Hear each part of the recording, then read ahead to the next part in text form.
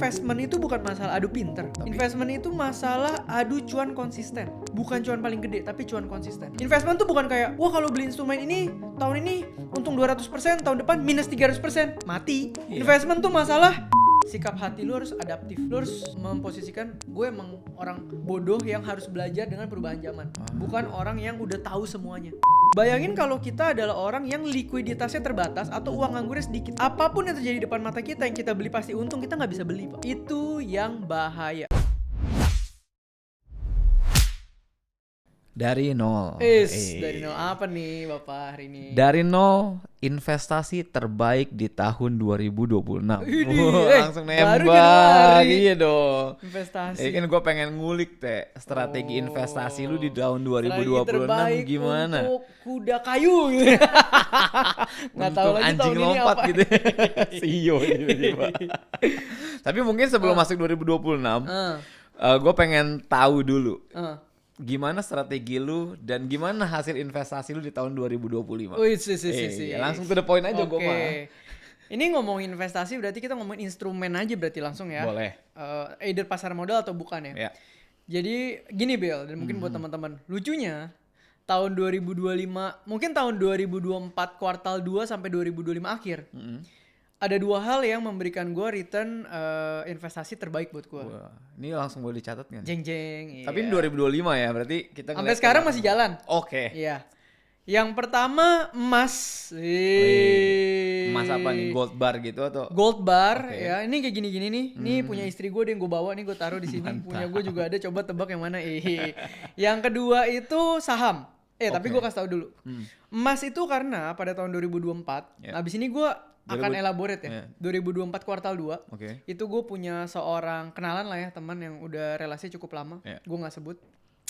Dia bilang, emas lagi mantep banget nih Teh. Nah yang ngomong dia nih. Iya ya, lagi gini gitu ya.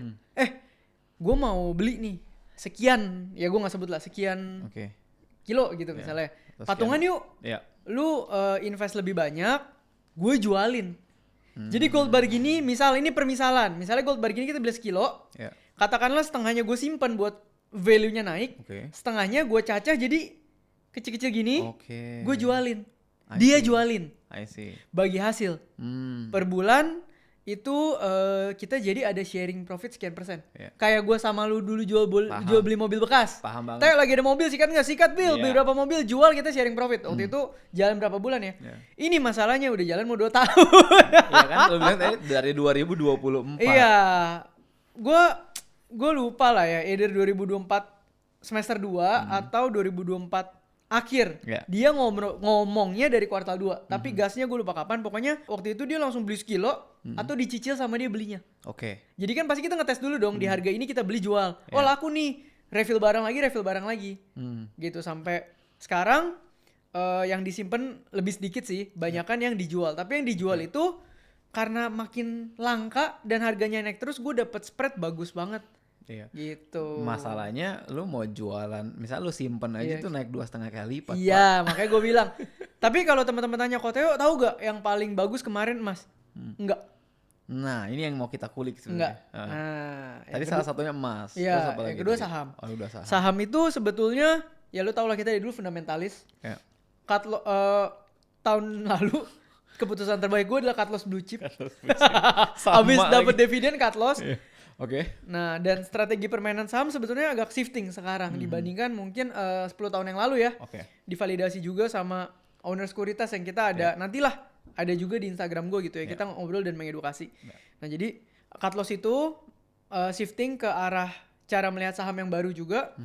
Hasilnya oke banget kan, lu juga masuk. Betul. Sebulan 2 bulan kita 70%, 80%, tapi nantilah saham kita bahas di nader selanjutnya. Gitu, Tapi fun fact ya teman-teman. Tadi yang Theo bilang jual beli emas, gue ikutan juga.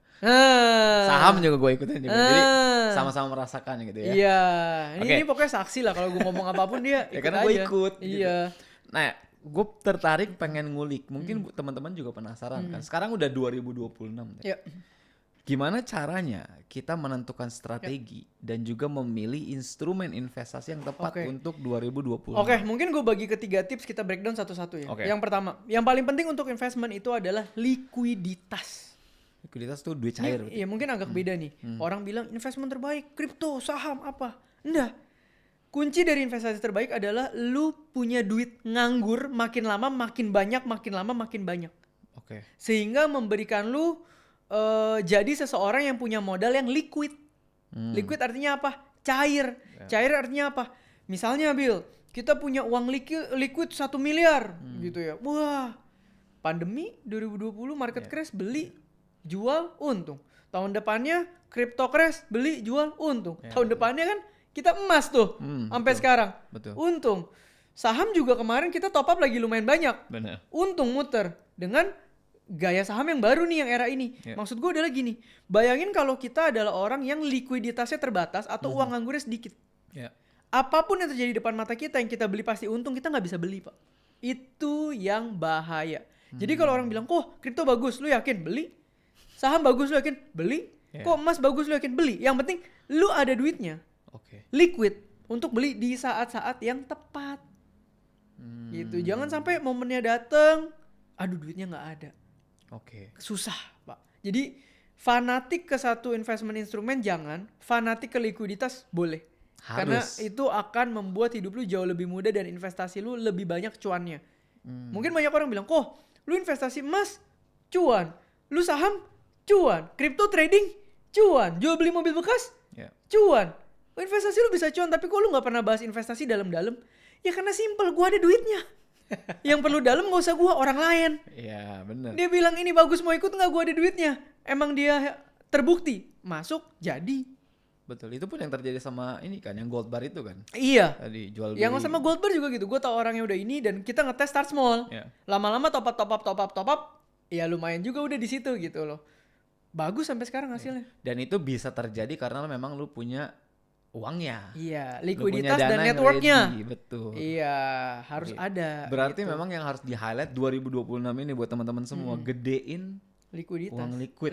Ya bukan berarti banyak-banyaknya. Bukan berarti kayak kalian tiba-tiba kayak wah iya nih megang cash semua. Teman-teman gue kasih tahu ya. Kalau kalian iseng sekarang cek harga rumah secondary. Ini harga rumah lagi bagus banget semuanya. Kenapa? Semua orang ngerem, Bos.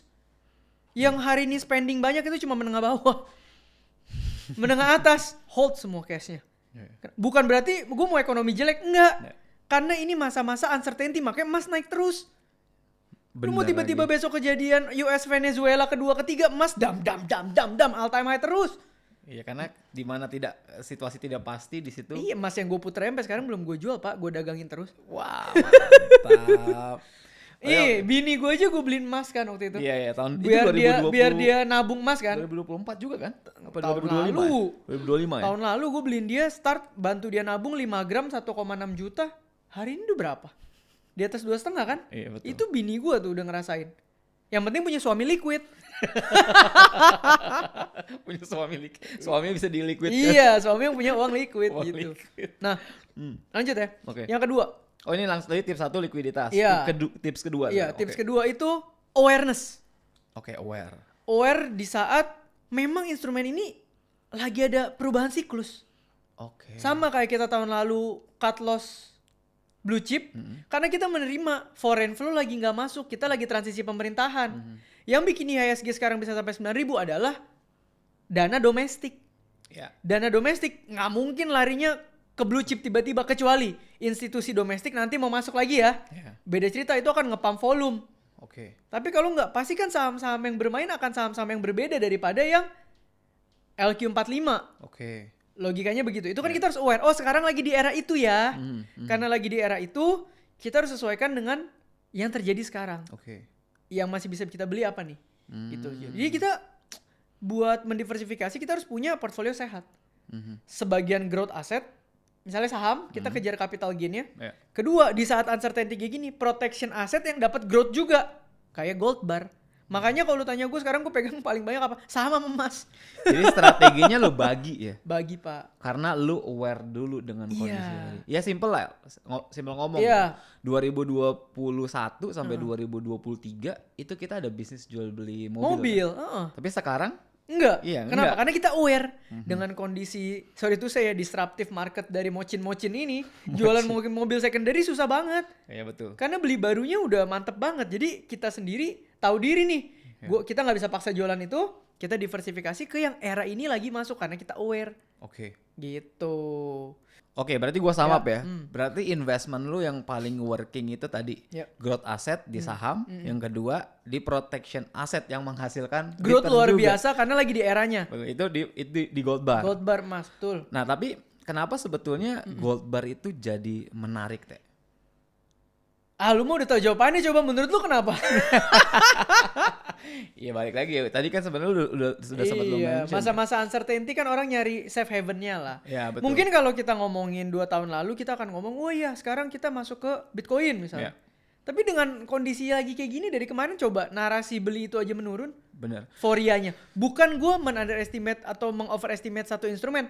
Tapi kalian harus aware sama shifting behavior-nya. Ya. Oke, sama ini Teh. Sebetulnya berdasarkan insight dan market gitu ya. Kita lihat sebenarnya secara historis tuh memang emas tuh lagi memang naik terus sih. Dalam kita ngomongin sejarah kayak sebenarnya dari 10 tahun lalu gitu. Ini mulai naik terus udah dari kapan, Pak? Sebenarnya mah dari 4-5 tahun kemarin. Sebenarnya dari zaman dulu juga naik, Iya, Pak. cuman di saat uncertainty datang segala macam, ini pasti safe haven naik. Cuman problemnya adalah sekarang makin banyak yang ngomongin. Iya, betul. Dan di Indonesia ini uniknya, ini ada data nih. Nanti mungkin bisa ditampilin datanya ya. Orang Indonesia itu investment yang paling menarik buat mereka itu adalah salah satunya gold bar. Ini pasti karena populasi cewek di atas cowok, Bil. Dia perhiasan gitu. Iya, mak power. berbau gold iya. gitu. Bini gue aja sejak jadi enci abis nikah kan emas dia nyimpennya. Iya, karena ya memang banyak faktor ada. Karena faktornya mungkin tadi lu bilang likuiditas. Gold bar liquid. Iya, tapi ini kita ngomongin dalam artian gold bar ya. Gold bar tuh kayak ini nih. Kenapa kita taruh biar kalian aware, bukan yang tiba-tiba digelangin, betul. Dikalungin. Betul. Agak beda spread harganya ya. Ini gold bar tuh gini gitu. Jadi murni dia gitu. Jadi harganya juga bisa naik terus gitu. Terus gampang disimpan. Iya. Berangkas di mana segala macam. Gampang dijual balik. Iya. Dan itu jangka panjang juga cenderung Iya. Gue pribadi kenapa dari kemarin juga seneng karena ya itu, Pak, liquid. Iya, apalagi disukain cewek kan, gampang nabung jadi cewek. Sama kayak nyimpen jam tangan mewah, Pak, liquid. Terus ini lebih gampang disimpennya, Pak. Bener. Tipis, kotaknya segitu doang. Punya dompetnya satu udah tebel. Ya. Terus tadi gue lihat-lihat ini emas lu atau gold bar lu dari UBS deh. Iya, gold bar Dita lah. Lagi punya UBS nih. Kayaknya punya gue yang paling kecil doang. Itu tengah minjem lagi. Tengah punya gue kayaknya. Oh iya, punya lu. Gue mah yang kecil pokoknya. Nah, kalau boleh tahu kelebihan dari si UBS ini apa, Teh? Oke, jadi kalau si UBS ini tuh SDT, Bill. Apa tuh SDT? Bukan USDT. Secure, design driven, teknologi back. Oke, itu bukan maksudnya back teknologi dipanggang enggak ya, Bill? Bukan back gitu ya. Bukan. Ini maksudnya di backup sama Iya. teknologi. Oke. Yang pertama secure. Oke, kenapa kemasannya secure? tuh rapi, aman, terus sertifikasinya jelas. Oke. Ya. Yang kedua dia design driven, dia tuh banyak pilihan desainnya, Pak. Jadi cocok buat lu investasi atau gifting. Ingat gak anak lu kemarin gue tanya kan? Betul. Mau gue kasih gold bar nggak? Ingat nggak lo ya kan? Bener. Apalagi ada gambar-gambarnya. Iya, gitu. dia bisa, Uncle T, Uncle Theo. Gold bar gitu. Nah terus teknologi back yang tadi, yang pemanggangan ini, Bill. Jadi di UBS itu dia ada aplikasinya. Lu bisa langsung cek harga emas, update pasar, dan lihat informasi produk. Jadi ini bagus lah, ekosistemnya sudah di blend ke teknologi supaya kita sebagai user makin gampang. Terus cara belinya? Ini Ya, kan Pak. fisik, ini kan fisik. Pak, emang lu kagak pernah lihat-lihat mall? Ini tuh official store-nya ada kurang lebih hampir 30, tapi dominan di Jawa ya. Offline online tuh ada. Tapi kalau lu ke mall paling deket sama kita nih, kantor kita aja ada. Iya. Ion ya? Ion. Tahu gua Ion. Terus online-nya juga ada website UBS Lifestyle. E-commerce ya teman-teman bisa cari lah ya, Shopee, Tokopedia, Blibli, Lazada, ada semua. Jadi kalau lu mau beli langsung ke website official store di e-commerce, atau lu paling langsung ke toko offline-nya aja. Kalau gue ya deket kantor kita, Ion Mall BSD. Tokonya di situ. Di situ jalan dikit lagi ada toko kartu Pokemon. Jadi 10 menit dari rumah lu ya. Jadi kartu Pokemonnya dijual beli emas gitu. Oh gitu. Nah mungkin jual emas beli kartu dong. Sama-sama liquid soalnya. Oke, Teh. Berarti gua tadi poin pertama lu udah ngobrolin tentang likuiditas. Ya kan? Yang kedua aware. Nah, betul. Setelah kita udah punya liquidnya, liquid asetnya, duitnya gitu ya. Terus kita sudah aware. Bentar, selipin. Apa? Aware itu masalah network sama knowledge. Jadi ketika gue nggak bisa aware, ya emang. Cara aware gimana? belajar, dengerin podcast, lihat POV orang yang adaptif, terus network gimana? Ngobrol sama banyak orang. Kita dengan ngobrol sama banyak orang kita tahu loh, oh market saham lagi geser ya ke sini, likuiditasnya lagi di sini. Oh karena gue punya network temen gue yang tadi, jadi nih project emas. Oke, jadi strategi investasi lu pun tadi yang lu bagi antara growth asset sama defensive asset tadi atau protection asset tadi itu berdasarkan lu networking sama teman-teman. Kan gue selalu bilang hidup itu apa sih? Likuiditasnya digedein, networknya digedein, kapasitas diri digedein. Nah ini contohnya nih gue lakuin. Duit liquid gue makin banyak, makin nganggur. Ketemu ini saham jadi beli, ketemu ini emas jadi beli, ketemu lu jual beli mobil bekas jadi. Betul. Makanya lu orang lihat gue, Teo kenapa nggak pernah heboh investment? Emang nggak perlu heboh, yang penting lu ada duit yang gak usah pusing. Jadi biar orang lain aja yang pusing. Jadi banyak gitu ya. Iya, tinggal nanya Pak. Oke. Nah, lalu setelah aware tadi, ya kan ya dengan penjelasan tadi, apa tips terakhir kan tadi lu bilang 3. Ya. Nah, ini ujungnya. Kalau lu udah punya likuiditas dan lu punya network dan skill yang berkembang terus knowledge-nya supaya lu bisa aware, yang ketiga adalah sikap hati lu harus adaptif. Lu harus memposisikan gue emang orang bodoh yang harus belajar dengan perubahan zaman.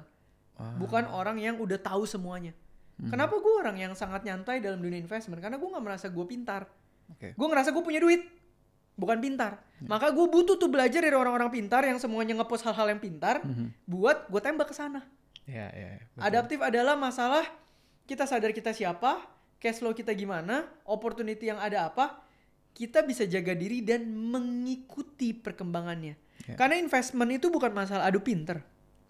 Tapi investment itu masalah adu cuan konsisten. Bukan cuan paling gede, tapi cuan konsisten. Investment tuh bukan kayak, wah kalau beli instrumen ini, tahun ini untung 200%, tahun depan minus 300%, mati.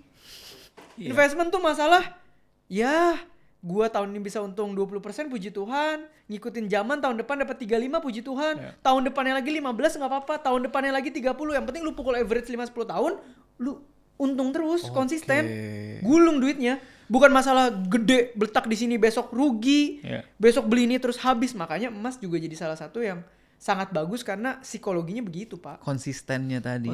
Karena memang benar kalau gue lihat sekarang banyak orang tuh mendamba-dambakan untung beggar. Roket 10.000 kali gitu-gitu. Iya sekarang gini lah, saham kita harus ngobrol sama banyak orang, harus ngerti sahamnya, harus tahu siapa pemainnya. Emas, gue cuma perlu punya duit nganggur, ketemu orang kayak tadi. Gue adaptif, kita kerjasama, jadi gue tabungin, jual, jadi. Returnnya gede Pak. Bener. Ini pengalaman unik ya. Waktu awal-awal gue ikutan investasi emas sama lu, gue nanya, ini emas udah tinggi kayak gini teh. Waktu itu awal-awal tuh 1,9 sampai iya, lu masuk di 1,9 ya kan? Terus gue tanya, teh ini emas udah tinggi gini, all time high kan waktu itu kan? Iya. Ini masih bisa naik lagi nggak ya? Theo jawabannya simple. Ya nggak tahu lah, lihat aja historis ke belakang. Emas naik terus atau turun terus? Ini naik terus sih. Iya. Sekarang iya sama gue bilang sama lu gini, lu lihat aja emang sekarang transisi pemerintah semua udah jabat tangan. Belum. Dan tiba-tiba deklarasi tarif, tiba-tiba kirim rudal, ya emas naik terus. Ingat nggak lu gue bercanda kayak gitu? Sekarang udah kepala berapa Bil? Bener. Mana sempat kepala 3. Iya makanya. So mungkin buat teman-teman juga yang pengen mulai, ya mulailah dari dana nganggur. Jadi paksa punya dana nganggur, mulai aja dari gold bar juga gampang. Bini gue bini gue beli 5 gram. Dia terbiasa sekarang, tiap 1-2 bulan dia beli segram. 1-2 bulan dia beli segram. 1-2 bulan dia beli segram. Gue ngisi acara emas waktu itu ya, dapat hadiah segram, diminta, punya segram lagi dia. Itu sakti kalau itu. Iya kan, ada lu kan, gue dapat segram. Dapat hadiah lagi. Pulang pindah ke pemilikan. Ya udah ikutin bini gue aja. Per bulan 1 gram, per 2 bulan 1 gram, santai aja. Kalau punya uang lebih silakan 5 gram terserah. Tapi belajarlah ini kita keep untuk store of value-nya, plus kondisi kayak gini sih logikanya emas masih naik sih Pak. Gue nggak berani menjamin pasti ya. Tapi selama kehidupan kita masih banyak uncertainty, dia harusnya naik. Gitu. Karena ada quotes yang berbicara asik. Anjir. Yang sesuatu hal yang pasti adalah ketidakpastian. Baik siapa tuh? Cukeliang. Oke Teh, mungkin 30 detik atau sampai 1 menit closing statement buat teman-teman yang lagi ngerancang strategi 2026. Iya.